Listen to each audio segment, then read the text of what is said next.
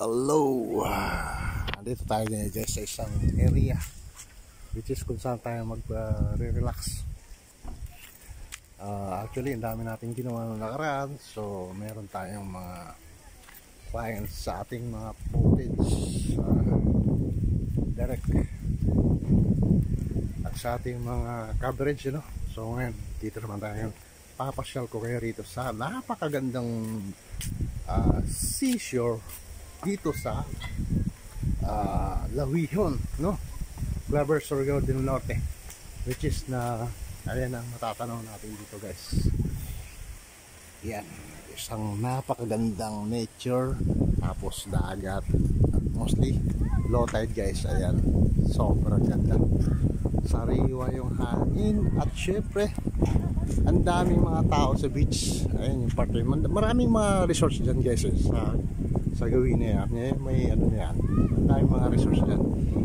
So hindi na ako dumaan kasi crowded masyado. So ngayon dito na ako sa area na to. Tapos ito yung makikita natin guys. So actually may terrace, no? Dito sa boardwalk, boardwalk pala. Ayan. Wow, sarap ng hangin. Ayan, sariwang sariwa talaga. Gandang tumambay rito guys, no? Actually, mahilig akong mag-ano ng mga shells, mga olekta. Ito may babahan dito. Tara tayo. Ayan yung terrace guys. So, ayan yung boardwalk. Yan, hanggang doon sa dulo. Doon tayo doon, kaya makakababa tayo. May hagdanan eh. Galing.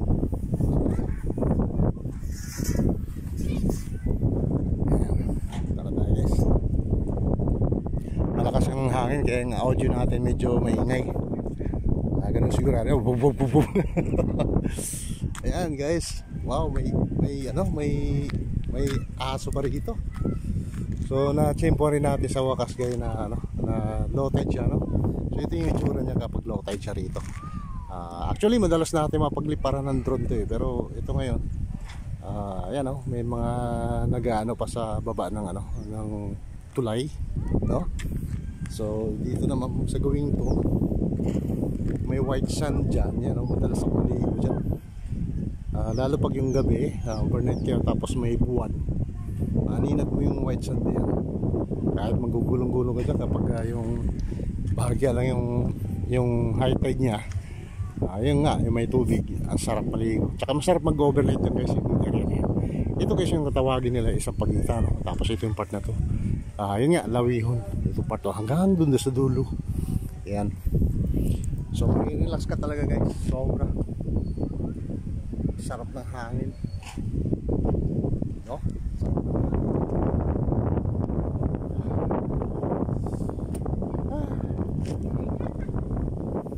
Ay, nag-enjoy sila oh.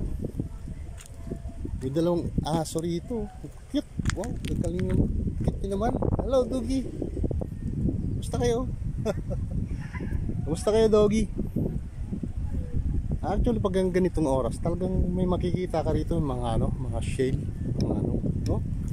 Maligtak lang. Actually yung sapatos ko ito waterproof eh. Pwede akong bumaba sa tubig. Ayan. Huwag lang ako madudulas kasi siyempre may camera tayo. Ayan. Wow. Ganda, ang linaw. Wow. Super ganda ng ng area guys. Nakakain lang. Tapos may partner ka, no? May shota ka o kaya may jowa ka, maglalakad-lakad kayo ron hanggang doon sa dulo. Santo sawa kayo mag-akapan dyan doon sa dulo na yun kasi wala masyadong tao yun. Hindi po ba? No? May jowa ka kasama, lalakad-lakad kayo ron hanggang doon sa dulo. Hawak kamay kayo. Wow, sweet na sweet. Ayun guys, dito tayo sa bandang gawi rito. Ayan mga munti rito, mga rock formation, no? Sobrang nakaka-relax guys. Hindi mababayaran yung oras mo pag pumunta rito. Sobrang nakaka-enjoy. Ayan. So ito, sa part na to, pwede makuha rito, no? May mga shell din dito yun. Ayan, mga nangunguha rin na shell. Ayan. Ayan.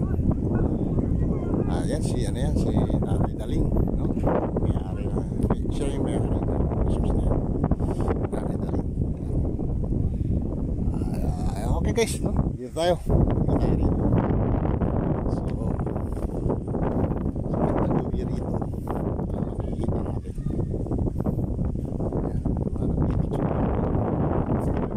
Wow, sobrang sarap guys. Sobrang sarap talaga. Hindi mo mababayaran yung feeling ko ngayon. Nakaka-relax. Actually yung partner ko busy siya ngayon sabi ko lalabas muna ako. Pero ito na yung ginawa ko, mag-vlog. Pero guys, no, atong mga vlog kasi ito guys, sa harap ko ng alo ng mga malalakas. Pero yung structure na ginawa rito sa semento, bumili din ako tingnan mo guys. Ayan, no? So yung texture niya, di ba? Para may mga butas-butas na, yan, no? Yung sa ano niya. Actually sa pangkaraniwan nakikita natin kapag dumaplak ng alo ng ganun, fine lang yun dito.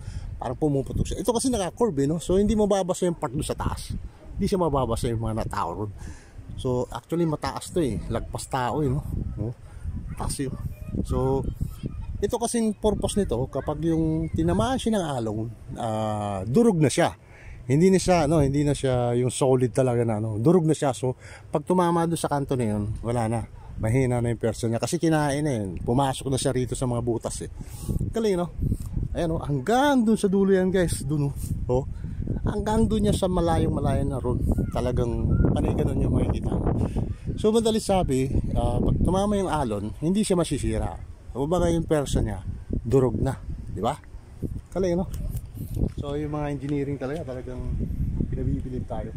Mga makabagong proyekto ngayon. Isa na to, di ba? Meron pa nga yung mga parang nakita ako sa Dubai yung parang naka-block siya na parang, alam mo siya jackstone, yung nag-ano ka ng jackstone. Kababayan, ganun yung mga ano nila Pag nag-ano sila, yung jackstone, pag nag-shape ka ng simento na mga ganung shape, no?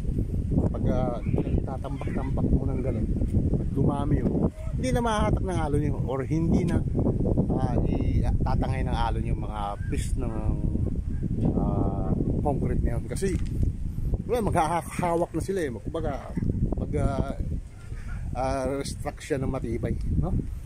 So pwede mo siyang kuhain isa-isa pero mahirapan ka na pag yung marami na, di ba? So yun guys, no?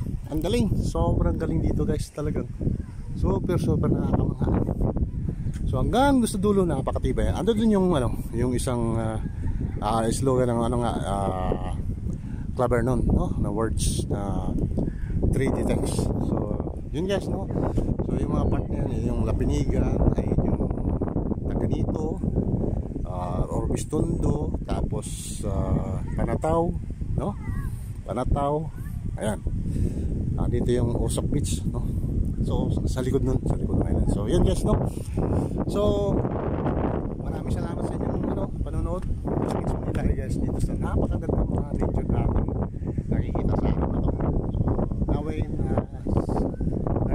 naligayahan po kayo sa aking video ngayong araw. So bye, see you next video. Ulit tayo doon sa bye bye.